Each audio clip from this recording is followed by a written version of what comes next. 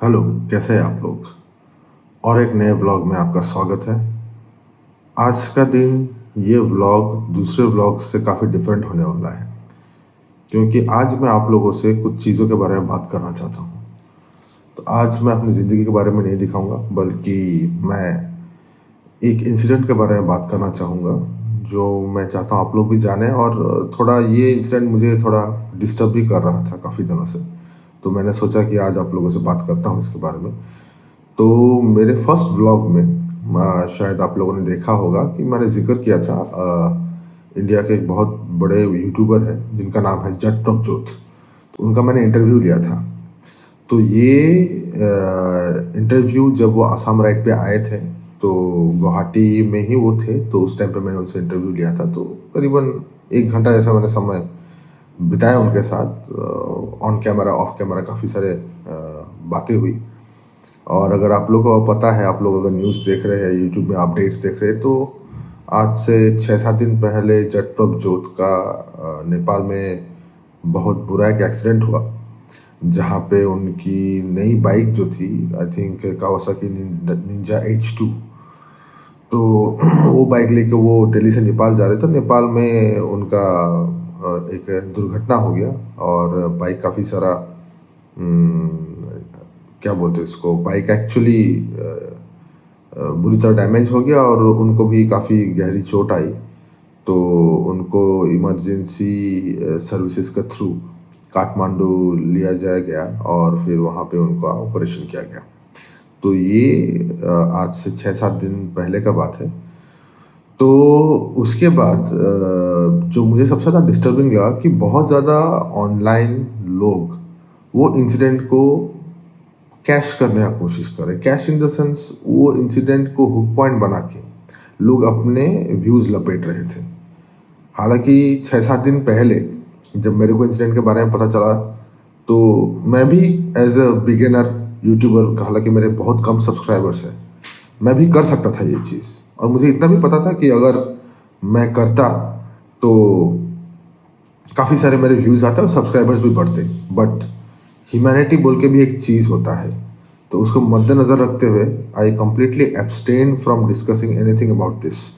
देखो, अभी किसी का एक्सीडेंट हुआ है, एक्सीडेंट होने के बाद उस पर क्या बीत रही होगी, ये उसको और उसके फैमिली को ही पता होगा। उस सिचुएशन को आप लोग बार बार दिखा के, वो दर्दनाक हादसा, दुर्घटना को बार बार दिखा के अगर आप व्यूज़ लपेटने की कोशिश कर रहे हो, तो उससे नीच काम और कुछ नहीं हो सकता, एटलीस्ट इन माई ओपिनियन। सो आज अभी अपडेट्स के बारे में अगर बात करें, तो कल रात को जट प्रभजोत का अपडेट आया था, जहाँ पे उसका ऑपरेशन सक्सेसफुल हुआ, और उसने स्टेटस अपडेट दिया था कि अ, एक वीडियो डाला था जिसमें दिखाया गया कि अ, उसको थोड़ा हॉस्पिटल में इधर उधर टहलने के लिए लेके गया। ऑफ कोर्स एक्सीडेंट हुआ है, तो he must be in a very bad mental state, traumatise भी होंगे ऑफ कोर्स। तो उनको थोड़ा बाहरी बाहर का थोड़ा नेचर नज़ारा अगर दिखाते हो, तो थोड़ा माइंड अच्छा होता है। तो यहाँ पे एक वीडियो है उनके लेटेस्ट अपडेट का, आप लोग देख लीजिए।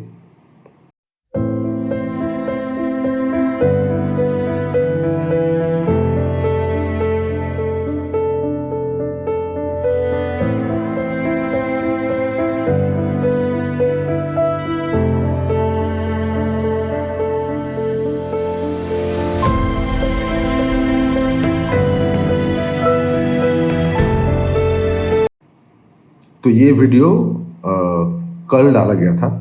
तो एज पर लेटेस्ट अपडेट यही है। और अगर आप लोगों को पता नहीं, मैं बता देता हूँ कि ये जो राइड पे जट प्रभजोत गए थे, तो उनके साथ और एक यूट्यूबर गए थे जिनका नाम है समीरन शर्मा। तो जब गुवाहाटी में मैंने जट प्रभजोत का इंटरव्यू लिया था, तो समीरन भी था, और समीरन के साथ मेरा कोऑर्डिनेशन हुआ था, तो बात बात हुआ था, तो I know him a bit.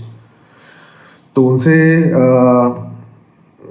Updates directly नहीं मिला, but through my sources I got to know कि अभी जट प्रभजोत के कैबिन के बाहर लास्ट पुलिस लगाया गया था, ताकि बाहर से दूसरे लोग जो लोकल से वो आकर परेशान नहीं कर पाए। और जट प्रभजोत भी बाहर हॉस्पिटल के बाहर जा नहीं पाए since it's an accident case. और एक्सीडेंट केस का अगर आप लोग अपडेट नहीं पता था तो मैं ये बताता हूँ कि there was a 79-year-old man who was killed in that accident. वो पेडेस्ट्रियन थे, तो अनफॉर्चुनेटली जट प्रभजोत का बाइक जाके उनसे टकराया और बाइक आउट ऑफ कंट्रोल होके it fail into A ditch, जहाँ पे जट प्रभजोत को दोनों पैर मतलब फ्रैक्चर हो गया था। और बाइक का तो आई थिंक आप लोगों ने देख ही लिया होगा कि पूरा फ्रंट डैमेज हो चुका था। बट अनफॉर्चुनेटली बहुत हेवी ब्लीडिंग हुआ था वो पेडेस्ट्रियन का, दैट वाज 79-year-old मैन। और उनका अनफॉर्चुनेटली डेथ हो गया एज पर रिपोर्ट्स। तो as a journalist I just report the facts, मैं अपना ओपिनियन कुछ भी नहीं दूंगा। तो इस पे अगर मैं फैक्ट्स की बात करूं तो उनका एक्सीडेंट होने पे हालांकि किसी का डेथ हो गया, that too in foreign country like Nepal. तो ये नेपाल लॉ कमीशन एक है और एक लॉ है। मैं सब कुछ रिसर्च करके रखा हूँ इसके बारे में। तो उसके बारे में अगर बात करते हैं तो मैं अपना फ़ोन निकालता हूँ एक सेकंड। तो नेपाल में motor vehicles and transport management act 2049 के हिसाब से अगर उसके तहत देखा जाए तो जट प्रभजोत का जो एक्सीडेंट हुआ है और उस पर जो इंसान का डेथ हुआ है, तो he is liable to be put under trial by the law of the land, मतलब नेपाल का जो लॉ है। तो इसके हिसाब से section 161 of motor vehicles and transport management act 2049, मैं 2049 इसलिए बोल रहा हूँ क्योंकि हमारे इंग्लिश कैलेंडर के हिसाब से 2022 चल रहा है, बट नेपाल में उन लोग का अपना कैलेंडर सिस्टम है। तो उनके कैलेंडर के हिसाब से, नेपाल के कैलेंडर के हिसाब से उन लोग का 2049 जो ईयर है वो चल रहा है। तो that's why it's known as motor vehicles and transport management act 2049। तो 2049 the year 2049 as per Nepali calendar ये जो एक्ट है वो इन फोर्स लाया गया था। तो ये एक्ट के हिसाब से सेक्शन 161 यही स्टेट करता है कि अगर in the event of a death punishment अगर है तो उसमें एक तो है कि confiscation of whole property along with life imprisonment in case of intentionally killing a person. तो यहाँ मैं बता देता हूँ, अगर किसी ने जानबूझ के किसी को मारा है उसके लिए नेपाल में यही सज़ा है कि उसको लाइफ इम्प्रिजनमेंट दिया जाएगा और उनका जो एंटायर प्रॉपर्टी है वो भी कॉन्फिस्केट मतलब जब्त कर लिया जाएगा सरकार की तरफ से। तो अगर इस तरीके का इंटेंशनली किलिंग का अटेम्प्ट में अगर वो विक्टिम बच जाता है तो the person driving the motor vehicle shall be punished with imprisonment for a term for 5 years to 12 years according to the gravity of offence. तो यहाँ पे बताया जा रहा है कि अगर इंटेंशनली किसी को मारने की कोशिश करता है नेपाल में थ्रू 2 व्हीलर और 4 व्हीलर और एनी व्हीकल और वो अगर विक्टिम बच जाता है तो जो ड्राइवर है व्हीकल का उनको 5 साल से 12 साल का सजा दिया जाएगा depending on the situation of that accident.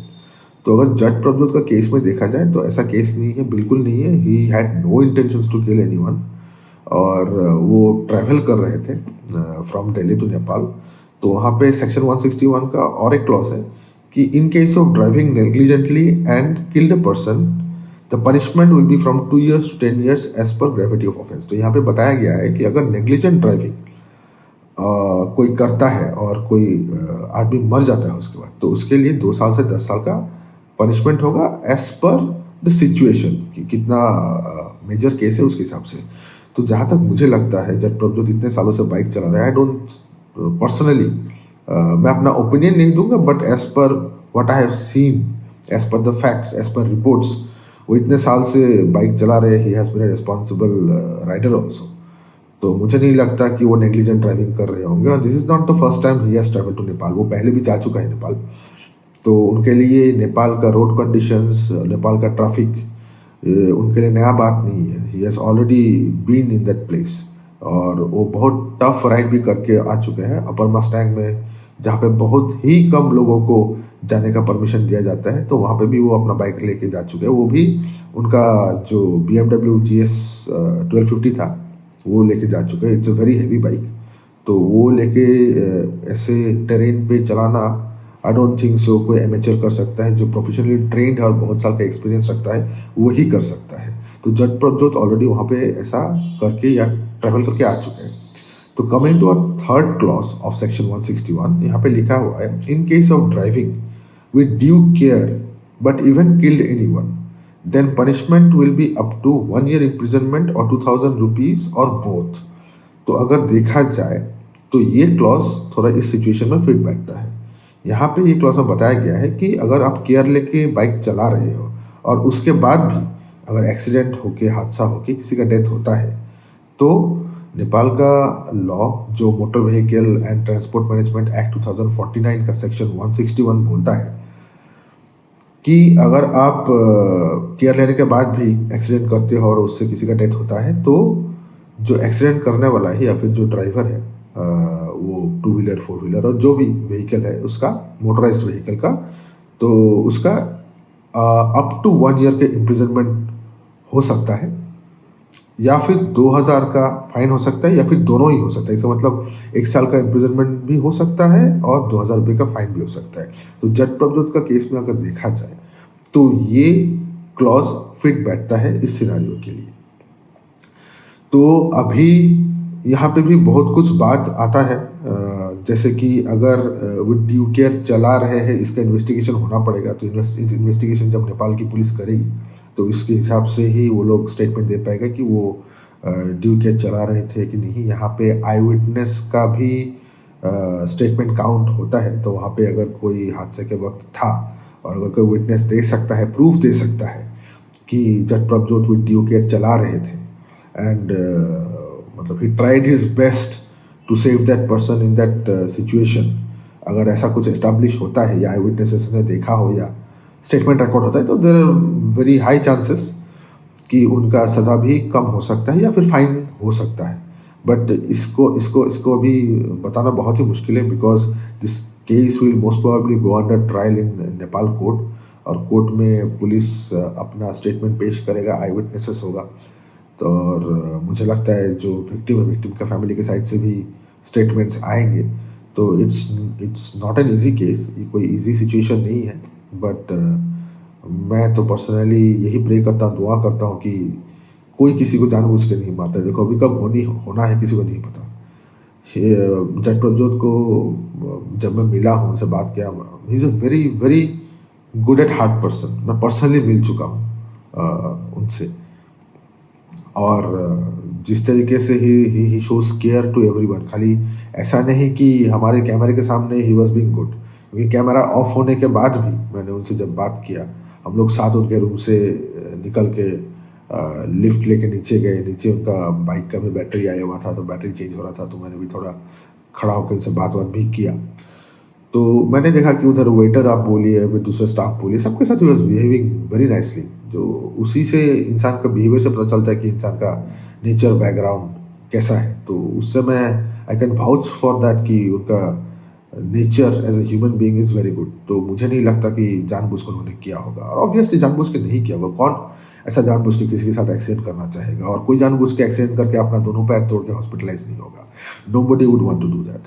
तो इस सिचुएशन में जो है अभी as per the motor vehicles and transport management act 2049 section 161 के तहत, in case of driving with due care, अगर केयर लेके वो ड्राइव कर रहे हैं और किसी का डेथ हो जाता है, जो कि ये केस में हुआ है, तो 1 साल तक का सज़ा हो सकता है, या फिर 2000 रुपये का, 2000 Nepali rupees, not INR but Nepali rupees का फाइन हो सकता है, या फिर दोनों हो सकता है।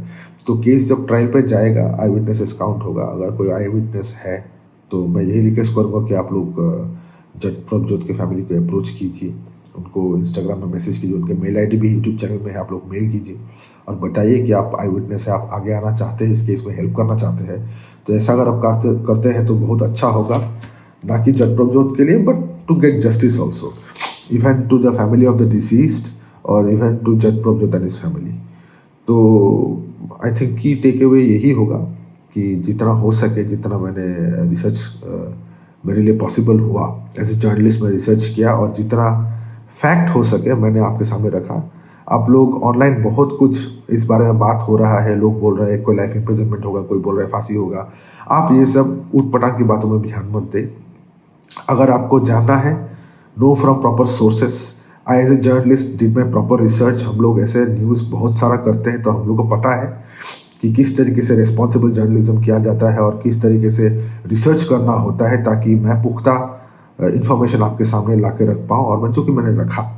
तो इस सिचुएशन में जो मैंने बोला, आप लोग भी लगता है आप लोग को भी सुन के थोड़ा इन्फॉर्मेशन मिला होगा, बट मैं फिर से रिक्वेस्ट करता हूँ, प्लीज़ आप लोग को मिस इन्फॉर्मेशन या फिर मिसलीडिंग इन्फॉर्मेशन शेयर ना करें। उनकी फैमिली इंस्टाग्राम में बहुत एक्टिव है, उनके जीजाजी, उनकी बहन, उसका और एक फ्रेंड है हर्ष बोल के, वो भी गया हुआ है नेपाल में। तो उन सब से अपडेट मिल रहा है, तो आप लोग उन लोग का अकाउंट फॉलो कीजिए, लेटेस्ट अपडेट्स लीजिए। कहीं और यूट्यूब चैनल में यहाँ वहाँ कुछ भी अपडेट आता है उस पर बिलीव मत कीजिए। हाँ, मैं एज ए जर्नलिस्ट मैं जितना हो सके मैंने जस्ट फैक्ट्स रखा है, क्या सही है क्या गलत है मैंने उसके बारे में मैं टिप्पणी नहीं करूँगा, since it's a matter of court. तो नेपाल कोर्ट में जब केस ट्रायल में अगर जाता है तो कोर्ट ही डिसाइड करेगी क्या सच है क्या झूठ है। हम लोग कोई नहीं होते डिसाइड करने वाले। Let's leave it to the law. और इसी के साथ आज का एपिसोड मैं ख़त्म करना चाहूँगा। And I am again very sorry, मैं कोई व्लॉग वैसा नहीं ला पाया, क्योंकि ये चीज़ मुझे कुछ दिन से बहुत तकलीफ दे रही थी, स्पेशली जिस तरीके से उट-पटांग कंटेंट लोग डाल रहे थे जट प्रभजोत के बारे में, उसके एक्सीडेंट के बारे में, मुझे बिल्कुल पसंद नहीं आया। तो मैंने सोचा कि आज इसके बारे में मैं वीडियो बनाता हूँ, आपके साथ शेयर करता हूँ और आप लोग को भी प्रॉपर इन्फॉर्मेशन मिले, इसलिए मैंने कोशिश किया जितना हो सके नेपाल का लॉ के बारे में मैं बता पाऊँ। क्योंकि मैं खुद अप्रैल इस ईयर में मैं अपना 4 व्हीलर लेके गुवाहाटी से नेपाल में गया था। मैं 2-3 दिन नेपाल में भी था, तो आई हैव ड्रिवन इन नेपाल। खुद ड्राइव कर चुका हूँ, खुद एक्सपीरियंस कर चुका हूँ फर्स्ट हैंड कि किस तरीके का वहाँ का लॉ है, वहाँ की पुलिस कैसी है और किस तरीके से ड्राइव करना पड़ता है, क्या सिस्टम है क्या नहीं, सारा कुछ मैं फर्स्ट हैंड एक्सपीरियंस कर चुका हूँ। तो वो हिसाब से जितना कुछ मैं खुद एक्सपीरियंस किया हूँ, जितना कुछ मुझे रिसर्च करके मिला है, उसके बारे में मैंने बताया। तो इसी के साथ मैं आज का व्लॉग ख़त्म करता हूँ। मिलता हूँ ऐसे ही और एक बढ़िया व्लॉग में। आप लोग भी अच्छे रहिएगा। अभी के लिए नमस्कार।